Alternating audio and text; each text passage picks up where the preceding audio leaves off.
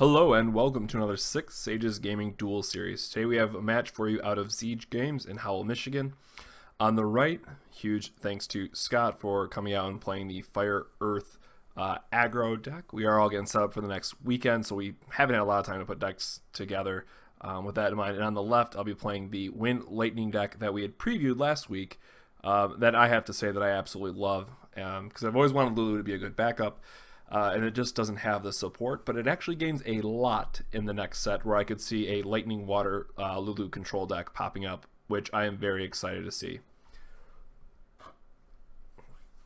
So with this first game, I will mention that our both of our opening hands were pretty terrible, so this first match was a bit rough, but the Lightning deck can sometimes have an issue, or the Lightning Wind deck, have an issue where you're going to be drawing a lot of reactive cards. Now it does play as more of a mid-range deck, so it has some control elements like Seymour and Lulu. Kane can certainly do a decent job of that as well.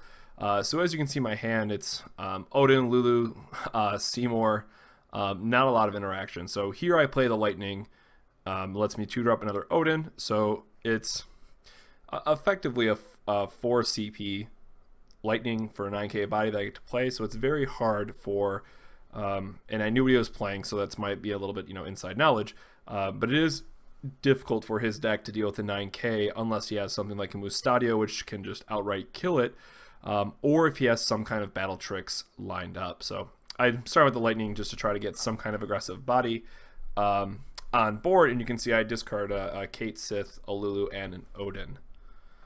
So could have been a little bit better, but here we're going to get in a point of damage.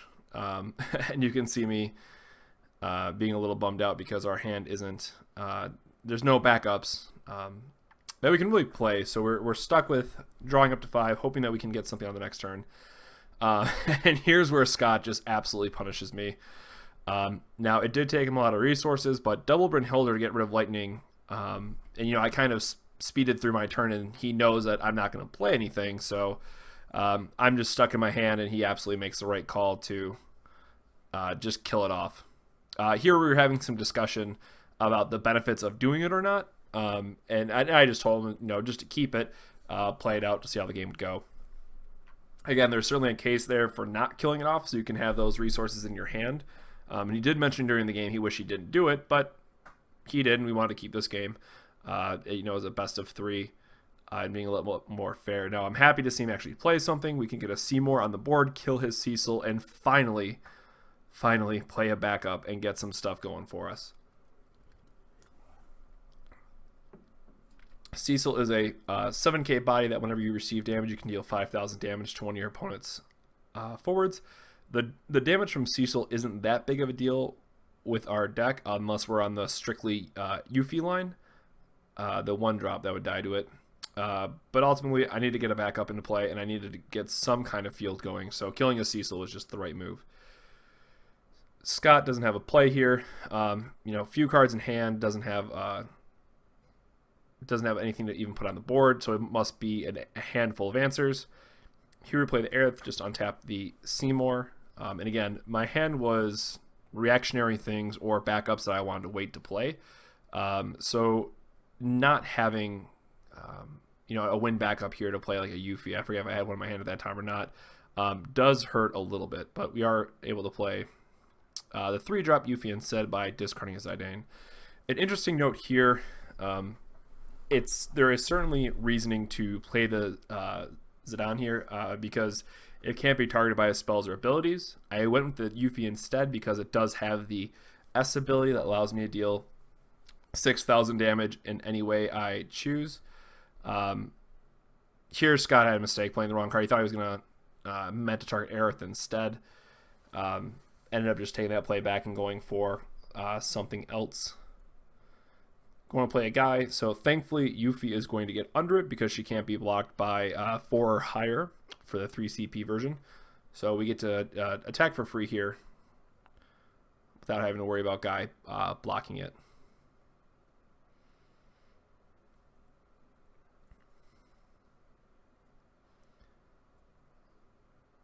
And I think he was trying to decide if he was going to play something here or take the damage. Probably had another Brynhilde. Again, with another Bahamut Fury, he can just simply discard a card and kill it for free, more or less. Discarding Guy here is perfectly fine for him as well, because he can't play the other copy, and my deck doesn't have the easiest time to deal with a 4-drop 8K, so he has no problem discarding it. I was thinking of using my Aerith here to save Yuffie or not. I just decided to go with the Zidane because I want to make sure that I save Planet Protector for something a little bit more relevant. You know, I know he's going to be playing Bahamut, the legendary version, and there's just other cards I need to care about a little bit more. So this is sweet, sweet justice. Me giving thanks to Odin, as always. 7-drop Odin just absolutely kills something when it's an EX burst. Well, when you play it or when you EX burst it. So there is certainly reasons to run it in every lightning-based deck, because free kills like that can absolutely help swing the game in your favor. He followed up with the land, 3-drop 7K, and it is a bit of a tough spot for our Zidane here, so that's why I had to go with the Odin. I need to keep it off the board, but I also want to make sure I can keep pressuring him. Now, unfortunately, I have that Lulu in my hand that I'd really like to get into play here eventually, but there's not necessarily a backup that I would want to break off of it either, besides the Seymour, so I can play another Seymour. And as I had mentioned very early on, Scott had a pretty bad hand throughout this game. Kept something he probably shouldn't have, but he kept a hand that had a lot of answers in it. So normally that would be great, but when two decks are kind of staring at one another and trying to figure out who's going to have the better answer for certain cards, and you're going to be able to stick a Zidane early enough, chances are that little 2-drop is going to get in all the damage that you need him to. And it was an Archer and another Lulu, I believe, off the top. And again, I will say that with this deck, you definitely want to have a Lulu out early so that you can kind of sculpt your turns. If you draw another one for Thundaga, it's absolutely insane. But there is a point here to playing the Archer instead, just to kind of accelerate my backup plan and being able to just tap my 2 backups, play an Archer, and then play a Lulu on the next turn when only having to discard 1 card instead of discarding the 2 here. Again, with that other Lulu in my hand already, and knowing that Zidane's going to hopefully win me the game, I want to save it for the next turn so I can Thundaga whatever he plays in off of Tama. And you can see here, that's why I didn't want to attack. I was fairly confident that on the back of Zidane, that's how I was going to end up winning this match. So I didn't want to attack to just get stonewalled into whatever he was going to play. And this way I can leave up Thundaga or Lulu's special for this turn and just deal 10k to whatever he's going to try to block with, if he tries to block with something.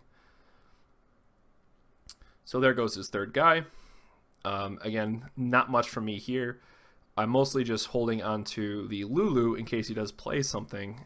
And again, we can either play it on his turn if he does tap that Tama to play something, or if he's forced into playing something large enough that Zidane just gets under anyways, then we're just going to be able to kill whatever he brings in off Tama. So again, having that Lulu in hand is doing wonders for us, and only having to tap 1 lightning or spend 1 other lightning backup plus the effect is a great thing to have. So here we're using the Lulu, just very quickly killing Cecil. Yes, Cecil can't target Zidane, but he can still block him because it's only a 3k, and that's something that we didn't want to have happen. And you can see here I drew another Lulu, so there was absolutely no fear of me being able to attack here in case he did have something. So you can see very, very quickly how those 2 cards can run away with this game. This was a little bit more risky because I did tap out my Aerith, so I can't use Planet Protector. However, I knew I needed to get Gilgamesh in the field and get a little bit more pressure going. And you can see me, I was trying to angle my hand towards the camera so I could talk about certain things when I did this commentary. And again, you can see me having that last Lulu, which is absolutely critical for winning this matchup. He has things like the Big Cloud, which is just a 9k body, which is very, very tough to deal with. And having Lulu to deal that full 10 is certainly a blessing in case they did have a backup that buffs it by 1,000. So here you can see me draw double Sage. I do have a Gilgamesh in the break zone, so there is a turn where I can play Sage to get back Gilgamesh, still have enough to use Mighty Morphing Time and use Thundaga. So this does take me a little bit of counting and making sure that I didn't mess anything up, but knowing he's tapped out and knowing that that's going to give me exactly enough because it pumps up to 14k and I don't have to worry about losing anything, it does help me win the game. And as a note, he is at 5 damage, and I realize this now that because I think he had 3 cards in hand, so I was trying to play around Brynhildr. He could have Brynhildr in response to Mighty Morphin Time, but we're able to just give it 14k, attack 3 times. Where just being able to kill it with Lulu, Vanilla with Lulu would have been able to get in those last 2 points of damage anyways, but playing around all the things. So we're going to be getting into our second match. We just wanted to cut out the filler between the matchups. So Scott will be on the play for this one. And again, that last match was an absolute wonderful showcase for the powerful nature that is Lulu and Zidane comboed together. And you can see there for a little bit my hand was just very unfortunate. But the one thing I will note, or wish this deck had more of, was search effect, so you could shuffle. And maybe that's just coming from other trading card games where we're used to that, and you know, having those cards be stuck on the bottom and knowing you're never going to see them again can be a little bit rough. So Scott is going to lead off with a Monk and a Black Mage. Monk can give something plus 2,000 power. Black Mage can deal 4,000 damage to a forward. And I will say that Black Mage did a lot of work against me a couple times, both on camera but in the off-camera games that we played as well. And you can see me just kind of getting rid of my Yuffie here because it's just, it is certainly a sitting duck for his backup. And we get an Archer into play. It looks like I have the ability to play Maria if I really wanted to, or I could have played the Barlai, I believe is how you pronounce his name, from Final Fantasy X starter backup. But knowing that my opponent isn't pressuring me with anything offhand, we are fine just to keep our hand as full as we can and give ourselves more options on the following turn. Again, drawing that Yuffie, which is more or less just a dead card on board, but it does get under Lan here, so there's a point to playing it to force him to crack his backup, so it does hurt his resources later in the game, and it doesn't really cost us anything to play it. So here we're going to play the Maria. Again, pumps it up to 4k, not unfortunately doing a lot for us, but again, it forces him to use that resource if he wants to use it. Of course, it could be even better, and he just gets a Furion, which we have discussed a lot of just how amazing that card can be.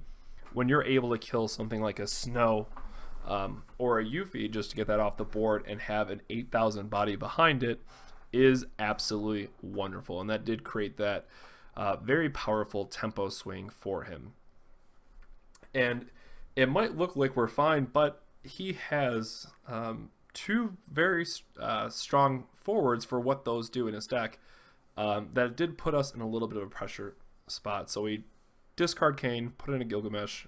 It's a 9k, thankfully, but we do see that he has both Monk and Black Mage on board, which means none of these blocks are really in our favor. At worst, he blocks and kills something with Black Mage, but he can just pump it with Monk. My guy dies, his guy lives without any kind of punishment. And it made blocking very difficult for us. The other reason why we're just taking the damage here is because we need to quickly get to the Divider break limit, or damage limit, I should say. So for Gilgamesh Divider's special effect, you must be at 4 or more damage to activate his special.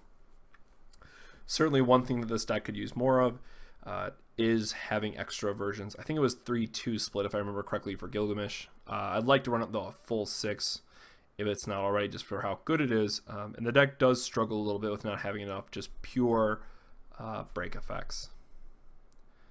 So here we see Odin off the top as my very next card. Would have been nice to hit that here, but not so lucky. Again, this is, I forget at what point I realized it, but this is me feeling terrible, realizing that pretty much whatever we play, we're not in a good spot to do so, and we're only 1 point away from divider damage limit, so we need to get to that last point of damage and hope we can just use this Gilgamesh to get us back in the game and equalize the board by being able to pick off both of his guys. And this is where I'm finally at 4. I can discard the Odin that I wasn't going to get to use anytime soon. And this is Scott just double checking that it is 4 or more, not greater than 4. So I do get to kill the Furion. I don't take the damage. But again, I still have to worry about his other card that can just get under my forward. So again, with both the Fire Earth, Fire Ice, and Fire Lightning decks, with Opus 2 in mind, I certainly think that land is going to be a card going forward that just everyone is going to continue to play, strictly because it is a very nice card to have a 2 or 3 of and will make your opponent have to worry about it and not just play this game where they can play all these 8K forwards.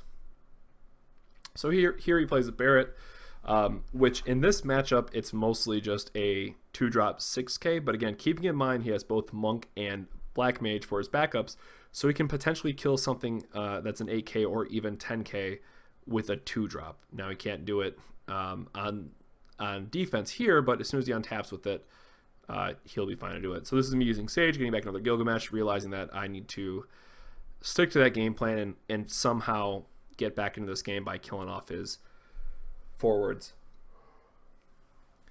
But at some point I do realize that both of his backups are very troublesome for us. And this is where I kind of leaned over. I'm like, oh yeah, it deals 4K. So with what's on board, you know, I could pump Gilgamesh and worry about it that way. But with what he has on board, it's not looking good for us to have a favorable block and not get punished by it. So if we would have drew, you know, all the Gilgameshes on our deck, this probably would have been fine. But Scott is certainly ahead. I'm already at 4 damage. He's still at 0. So this is certainly more along the lines of a deck where Fire Earth wants to be. They have these backups that they can use as utility, and even every turn that he doesn't, you can just keep them there in play, and they've already paid for themselves at this point. So here he knows that he just gets a free attack. Kane would be nice. Doesn't do much for me. I use it on Barret, so he can't. If he were to do something, he'd have to attack, use a Monk, and like use another effect on top of that. So I do save myself 1 point of damage. If I would have had a Lulu here to then clean it up, that would have been absolutely amazing. Unfortunately, wasn't that lucky to have some kind of follow-up for it other than, you know, making him not attack. Here he plays a Furion to deal 4, and then he plays Bahamut Fury to deal the last bit of damage. And you can see that I don't have a lot of options here, so getting rid of Lulu here feels really bad, but we do at least take something down with us. There is a point to just letting it die and playing the next one here and hoping that we draw into more, but we just wanted to hopefully take something off the board and not have to worry about it. This is me breaking his backups because I can't deal with the Black Mage and not the Bear. Like I have to answer one and or both of them, and still with him having Monk, that is enough to pump up Barret in a lot of our decks. And there goes the other Lulu, unfortunately for us, to make that Barret just punch through for lethal. So here we're gonna be able to get an Odin. So if we survive, no matter what we draw, you know, on our next turn, we can play an Odin with one of the other cards, have one card left in hand, which isn't the best, but we at least get Lightning, which is a 10K forward for us currently. And putting him down to 1 backup certainly helped us out quite a bit as well.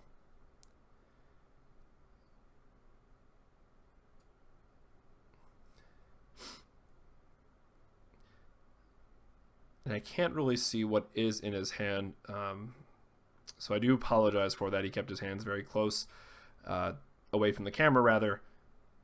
So here he's going to start the attack with Barrett. Again, him showing Monk, just like, hey, if you block, I'm going to have something for this. So you got to think about what you're going to do. And of course, he has Brynhildr anyway, so it offers a trade.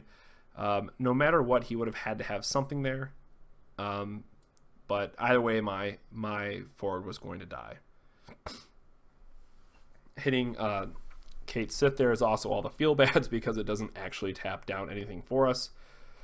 And there I drew the last Lulu. So the way that I drew, there was certainly a case here to, if I was able to keep the Lulu in play early and just let my Gilgamesh go, I would have been able to Thundaga away all of his forwards up to this point, and be left in a little bit more favorable of a board state. Now, you can't know that you're going to draw the other two Lulus in the deck back to back like that, but you know, hindsight's always 20/20, and maybe that would have been the correct play overall. Otherwise, we both get into this really weird top deck mode where I have a long road to climb back up, and I'm hoping that a Gilgamesh can get me back in this game. Now, keeping in mind, I've already used 2 of the Divider Gilgamesh early on, if not the 3rd, so this one is likely not going to get his special off anytime soon.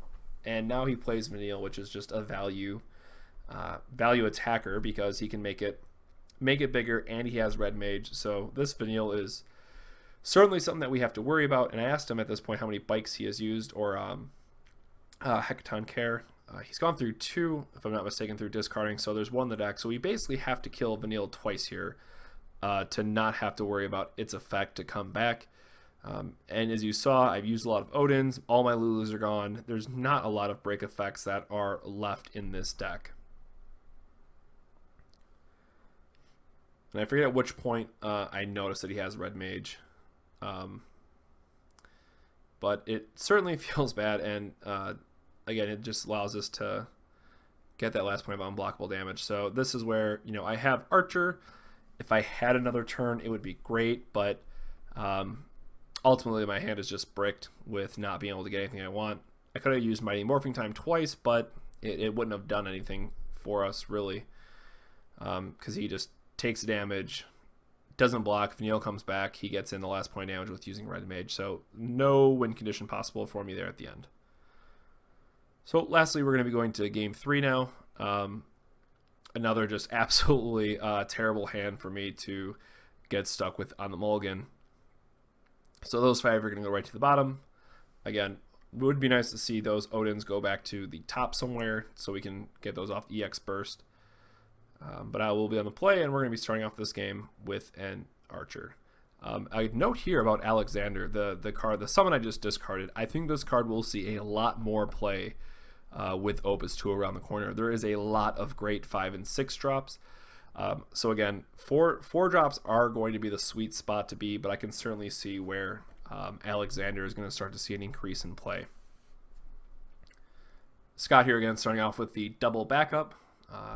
And we're, again, this deck really just has the case where it's 2 decks that want to have some reactive cards, unless the Final Fantasy VII deck does get the very aggressive start, but ultimately it does want to play cards that have tempo like that. And you can see, the thing there is I was talking about, like, oh, this Yuffie is great, you know, unless you have Furion, and as soon as I said that, he plays a Furion, which yeah, is a super feels bad moment for me. But we needed to force him to use something. I was hoping he would use his backup there. That's why we played it. The list does play 3 Furion, if I'm not mistaken. So it was reasonable that he had it there. But again, I would have been much happier if he would have wasted his backup where it didn't take us any real resources to play the Yuffie. So we took a gamble, and it didn't work out for us, it turns out. So here we're just playing a Maria. We're not under a lot of pressure, and we really need to advance what we have. And this is where I finally get Sweet Sweet Revenge again with an Odin. We wanted to accelerate our backup plan because we have Lulu and any other lightning card that we draw, so we can finally get Lulu in play. We can deal with his lower curve stuff. And you see that we also have Seymour as well. So ideally, we're going to be able to play Seymour and Lulu and this is just, I was smiling so big when he played this because it lets me get that Seymour in play for free. Or not for free, but for extreme extreme value. That feels great. And again, with Lulu's ability, you need to have one lightning crystal point special, so a Lulu and discard to deal the 10k. So in a perfect world, you're going to have Lulu and one other lightning backup, and the rest will be all wind based. Of course, when you're breaking your own backups to deal 5k, then you're going to have the ability to, shape your backups as needed. And this is where I realized that I very quickly went through all my Euphies, so there's not going to be a lot of room left for me to have those effects. And again, finally here, being able to get through some damage.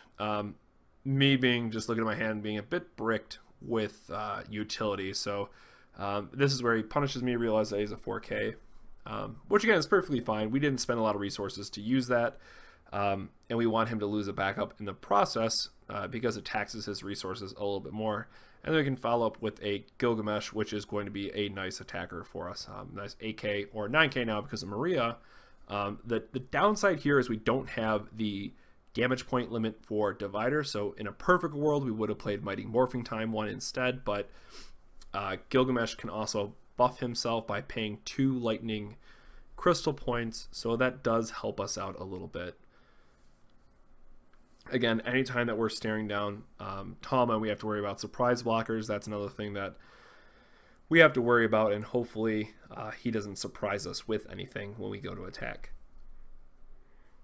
And you can see another Gilgamesh in my hand, which, again, doesn't really do much for us in this position. And then that Lulu, which we're absolutely going to be playing on this next turn, just so we can get that in play and start doing some damage. Here he plays a guy, AK Brave Attacker.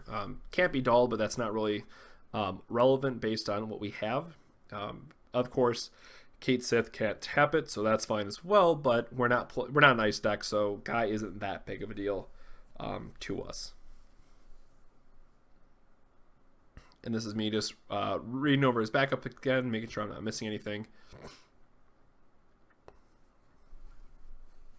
And we're free to attack here again because we do have the damage benefit or power benefit in our favor. So this is where we're going to just play something, get it on the field. And I think I was going to play Lulu originally, and then I decided that I want to get another body on the field, so we decided to play Kane instead. A note here, looking back, I really wish I would have played the Lulu first, and that's why I'm pointing it to it here. I wasn't sure which was going to be better. Realizing it after the fact, if I would have played Lulu here and then play Kane on the following turn, I would have been able to kill his guy and not have to worry about it. Here he has Mustadio to kill my Gilgamesh.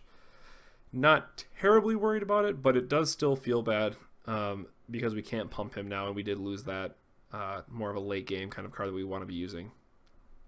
So Kane is an 8k body, shrinks something by 5,000 when he comes into play or is EX bursted, but also just a great card for his, I think it's called Dragoon's Pride off the top of my head. It allows him to break another forward. Now we do play stuff like Aerith where we can activate him and get around the condition where it says he doesn't activate during your next turn, which is a huge downside of the card, but Wind really is the best place for him because there's a number of effects you can use to number of cards that get around that requirement or that hindrance, I guess I should say. And with a lot of the cards that are coming out in Opus 2, and also keeping in mind we are getting more Kane cards, I am really excited to put a deck like this together in the next set and adding in a few more of the Canes. And if I'm not mistaken, there is a couple that are more aggro based. So what I really like is, depending on the board state that you're in, I think it's a 3-drop if I'm not mistaken. The 3-drop Kane can be your more aggressive card if you need to, play the other side of it. And this one lets the Kane that we're using now, the 6-drop version, lets you control the board state more. And with having those extra copies of Kane in your deck, you are able to use this break effect more often. So again, what I really love about this deck is that it is absolutely break your stuff deck, and allows us to do some pretty interesting plays. The one concession that you will have to make with the next set, you will have to take the Emperor into consideration. So you'll make sure you want to run things like all the Odins so you can break it and then use all your specials. So here he attacks with Guy. We take the point of damage. Again, not a big deal. We're still at 3-3 here, and we have 2 guys on the board, so we're not feeling terrible about it. And then he used Bahamut, and we feel terrible. We very intentionally left up the Aerith to try to, make him think that we had something, which you should always do, but Scott was 100% right in calling my bluff and making sure that I just feel the wrath of Bahamut. So that was me just thinking if there's anything else I could have played differently. Ultimately, me not canceling that effect more or less is very telling that I don't have an Aerith in hand and there's nothing I can do to protect my forwards. So that's also a great deal of information to your opponent, realizing that, well, I don't really have anything else now, so I'm kind of just stuck here. Me discarding an Alexander again because it doesn't do anything really for us. Me dropping my cards like a fool. 4-drop Divider Gilgamesh again. Again, we're only at 3 damage, so we don't get the Divider effect. And we have burned through quite a few Gilgameshes up to this point. But it is time for us just to get something on the field and trying to come back from that Bahamut. Now, our opponent did use a lot of resources to do it, but if you look at his backups, he has 5 backups in play, so we didn't really have to discard anything to use that Bahamut. And when you're in a position where you have these low-cost backups that you can play for free or nearly free, and you have Bahamut to make that tempo swing in your favor, and on your very next turn, you're like, hey, I can still do all of these things. It's the best way to have Bahamut win you that game. So he's attacking with Guy, flipping Odin. Thankfully, this turns on Divider for us, but we don't really have a Gilgamesh to use at this point. Again, we've already used a few. Now we do have Sage in our hand, so we can get one back as necessary. And this is where I'm using Divider up. I guess I did have one more in hand. I thought I had discarded earlier. My apologies. But Divider Gilgamesh lets us clean up the board, and this really speaks to its power level. And then we have Sage, which will allow us to get a Gilgamesh back. The downside here is that we're locked at 5 backups, and we could use Lulu to break one of our backups, but it's not going to do enough for us. And within this deck, because we have Canes that we can still get EX bursts, we want to make sure that we're getting value out of Lulu and not just using it to free a backup space. Now, don't get me wrong. If you have a Seymour in hand, which I'm pretty sure I did at this point, just break your Seymour, kill his red 13, and get it over with, because you're still doing something with it. But there are certain reasons to be playing more conservatively and making sure that you're getting the full value out of it. Me putting Aerith to the side because, again, we just always want to make our opponent think that we have Planet Protector. We have seen 4 or 6 extra cards, I forgot my turn it was now, that we could very well have an Aerith, since we haven't seen one all game yet. And this is starting to get late, and you can see I did draw the Aerith here, so it certainly is making us feel a lot better about the position that we're in.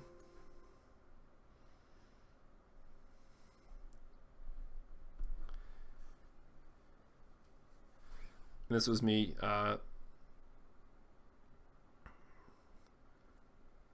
using the Divider effect, so tapping 2 lightning crystal points, discarding a Gilgamesh to kill his Cloud.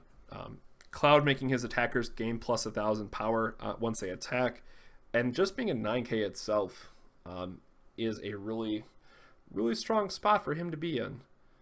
So that's something that we just wanted to get off the table and make sure that it died a very horrible death. Him attacking with red 13 here, me hitting a Yuffie off the top. That is perfectly fine. We've kind of used all our Yuffies early on, so as much as I would love to be able to spread the damage and then kill something with Yuffie and Lulu combo, we're just kind of glad to get those out of the way. So here we get to untap. He's at 4 damage. We very clearly are going to be able to put him to 5. We're still sitting on that Seymour. Unfortunately, it would be nice to if we would just broke our Lulu and not broke the Lulu, but broke another backup, got some room for it. Here he just takes a point of damage, pushing him to 5.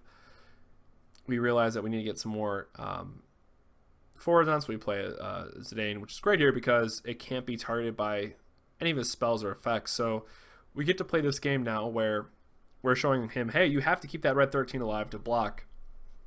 And if you try to play a Brynhilder or something off of one of your EX bursts, you're not going to be able to target Zidane anyway, so it's not doing anything for you. And that's really what makes this little thief just an amazing attacker, amazing forward that we'll absolutely see play with Opus 2. And these are definitely 2 decks that just get better with the next set. And this is where I realized I made a huge mistake, potentially. I could have tapped the Aerith and left up Lulu, so I could have been able to use Kayn to shrink it by 5k, then pop something with Lulu to deal the other 5k, which you'll see it kind of works out either way. But I had Aerith in my hand, and I wanted to play around him having another Bahamut or just something absurd. And that's me pointing to Kayn and Lulu saying I could have done this differently, but I wanted to make sure that I could play around other effects, and probably keeping up Aerith here is certainly the safer option. But I think that if you're worried about a forward taking over the game or having to worry about its effect, you probably should have played the Lulu Kayn interaction to killing something. So this is where Scott's going to take quite a bit of the glorious turn that he had crafted, and we are very lucky that we had the answer for it.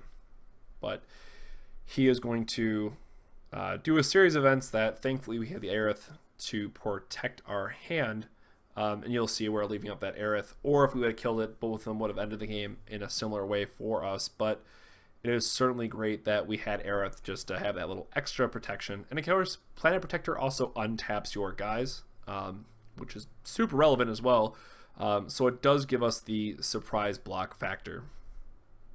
And here you can see he put a card down just because he's going to try to think through his turn and making sure that he counts out all the crystal points that he can do everything.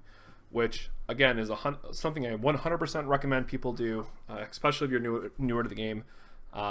Lay out your cards, put them face down as you're counting, making sure that you have enough crystal points, because it is very, very easy to miscalculate something while you're playing this game, and that is something that I have certainly struggled with a time or two.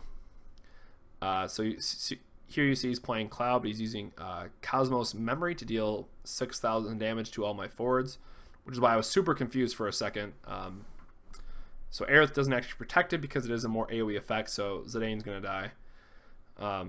Which makes us very, very sad. And then he does have a couple more things that he's going to be doing with Furion to be able to kill my Gilgamesh, or so he thought.